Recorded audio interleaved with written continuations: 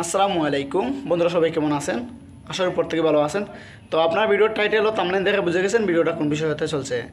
যারা 2026 সালে এসএসসি পরীক্ষা দিয়েছেন, তো আপনারা অনেকেই কীভাবে এসএসসি রেজাল্ট অনলাইনে চেক করতে হয় সেটা জানেন না।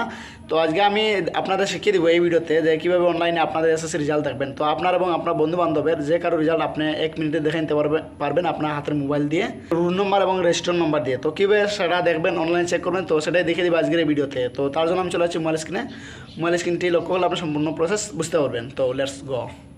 তো মোবাইল স্ক্রিনে আসার পর আপনি কী করবেন, আপনার ফোন থেকে যে ক্রোম ব্রাউজার অ্যাপসটা রয়েছে সেই অ্যাপটা ওপেন করবেন। তো ওপেন করার পর উপরে দিয়ে সার্চ বার রয়েছে, তো এখানে লিখবেন এসএসসি রেজাল্ট 2026। ঠিক আছে, তো আমি লিখে দিচ্ছি এসএসসি রেজাল্ট 2026। তো এসএসসি রেজাল্ট 2026 লিখলাম। লেখার পর আমি একটা সার্চ বারে ক্লিক করে দিলাম। তো তারপরে এরকম ইন্টারফেস চলে আসবে, আপনি নিচে যাবেন একটু স্ক্রল করে। তো তারপরে দেখছেন আমার সামনে এরকম একটা ওয়েবসাইট চলে আসে। তো আপনি কী করবেন, এই ওয়েবসাইটের উপরে একটা ক্লিক করে দেবেন। তো এটা রয়েছে এডুকেশনাল বোর্ড রেজাল্ট, মানে শিক্ষা বোর্ডের একটা ওয়েবসাইট। তো এটার উপরে একটা ক্লিক করবেন। তো আমি এই ওয়েবসাইটে ক্লিক করে নিচ্ছি। তো তারপর আমার এখানে লেখা রয়েছে সিলেক্ট দ্য রেড কালার। তো আমি রেড কালার এটা রঙের উপরে ক্লিক করতে বলছে। আপনার যদি চলে আসে যেটা লেখা চলে আসবে সেটা সেই রঙের উপরে ক্লিক করবেন। তো তারপর আপনার সামনে এরকম ইন্টারফেস চলে আসবে। তো এরকম ইন্টারফেস চলে আসলে আপনি কী করবেন, এখান থেকে একটা অপশন রয়েছে, তো এখানে আপনি ক্লিক করে দেবেন। তো এখানে আপনি ক্লিক করবেন। ক্লিক করার পর আপনি এখান থেকে কী করবেন, আপনার বোর্ডটা সিলেক্ট করে দিয়ে দেবেন। তো আমার বোর্ড নাম সিলেক্ট, তো সেটা দিয়ে দিচ্ছি। তারপর নিচে রয়েছে নেম অফ এক্সাম, মানে আপনি এসএসসি এটা সিলেক্ট করে দেবেন। এসএসসি দাখিল ইকুইপমেন্ট ওটা সিলেক্ট করে দেবেন। ঠিক আছে, তো আমি এটা দিয়ে দিচ্ছি। তো তারপরে আবার নিচে স্ক্রল করে যাবেন। নিচে যাওয়ার পর এখানে রয়েছে যে সিলেক্ট ওয়ান, মানে ইয়ার অফ এক্সামিনেশন, মানে আপনার সালটা দিতে হবে। তো এখানে আমি ক্লিক করলাম। তো এখানে ক্লিক করার পরে দেখেন আপনার যে সালটা রয়েছে 2026 সেটা দিয়ে দেবেন। ঠিক আছে, তো আমি এখানে 2026 দিয়ে দিচ্ছি 2026। তো তারপর আবার নিচে যাবেন টাইপ অফ রেজাল্ট। তো এখানে টাইপ অফ রেজাল্টে এখানে আবার এই যে পাশে এরো চিহ্ন এখানে ক্লিক করে দিবেন। তো এটা ইন্ডিভিজুয়াল রেজাল্ট নামে যে নিচে অপশন রয়েছে এটা সিলেক্ট করে দেবেন। তো এটা আমি সিলেক্ট করে দিয়ে দিচ্ছি। তো তারপর রুল নাম্বার রয়েছে, তো এখানে আপনার কী করুন, এখানে আপনার রুল নাম্বার দিয়ে দেবেন। তারপর এখানে রেজিস্ট্রেশন নাম্বারটা দিয়ে দেবেন। ঠিক আছে, তো এগুলো আমি দিয়ে দিচ্ছি।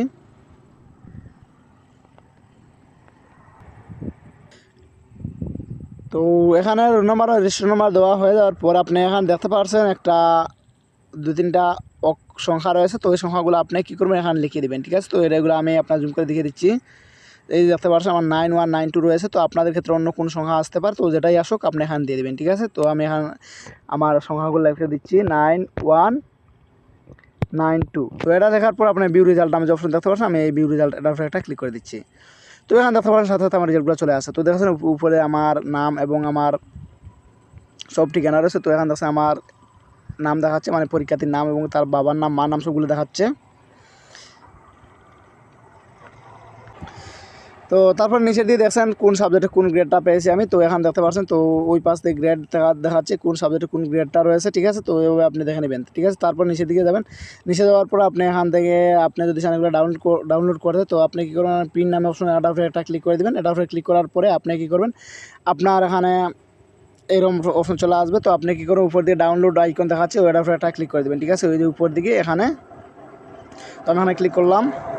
তো তারপরে নিচের দিকে দেখেন সেভ পিডিএফ নামে যে একটা অপশন দেখাচ্ছে, আমি সেই পিডিএফে ক্লিক করে আমার এটা ফোনে সেভ হয়ে যাবে। ঠিক আছে, তো এটা আমার ফোনে সেভ হয়ে গেছে। তো এখন আমি যে কোনো সময় এটা প্রিন্ট করে নিয়ে আসতে পারবো। ঠিক আছে, যে কোনো কম্পিউটার দোকান থেকে। তো এই ছিল আজকের ভিডিওটা কেমন হলো অবশ্যই কমেন্টে জানিয়ে দেবেন, এবং আপনার কোথাও বুঝতে অসুবিধা হলে অবশ্যই আপনার কমেন্টে বলবেন কোথাও অসুবিধা আছে, তো আপনাদের বুঝিয়ে দেওয়ার চেষ্টা করব। ধন্যবাদ সবাইকে, আমার চ্যানেলটা সাবস্ক্রাইব করে পাশে থাকবেন। দেখা হবে নতুন কোনো ভিডিওতে।